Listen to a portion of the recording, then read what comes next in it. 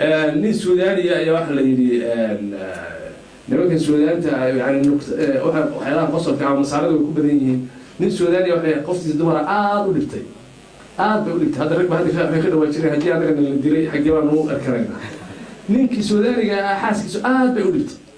maalintii dambe marka inta uu ka maqan yahay banaanka jiro ayuu soo ka nafisaaba inta uu marka meeshii uu guriga ku sii socdana uu ka sii warwaraa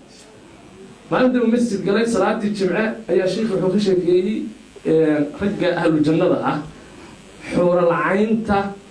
ayaa la siinay waxa qasri baad soo galaysaa adoo malaa'iktu ku galbinayso waxa lagu oranayaa qasrigan adaa iskale markuu is hada gal ay wuxuu arkayaa xuura lacayn nooc oo 70 markaasuu soconayaa sii gal oo xuura lacaynta ada gal markaasuu oranaya ma xuura lacayntan ka fiican ayaa ku harsan waa laga soo saaraya qol kale la gelinayaa waxa soo waa qasrigiisa xuura lacaynta oo 200 hadana arkaya tan milki waxa la yiraahdaa wax ka wanaagsan sheekh la sida la moogta ninkii ahlu jannada ahaa waxa la yiraahdaa wax ka wanaagsan ayaan ku haynaa ninkii oo sii raacay sheekhi oo talo muxuu oran doonaa sheekhu ninkii Suudaaniga ay wuxuu qol halkii aad galeysaayo xaaskaagii adduunyada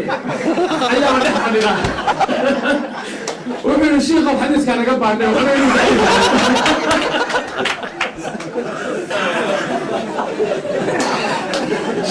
حدث كان ضعيف ما نقول له كلها شغل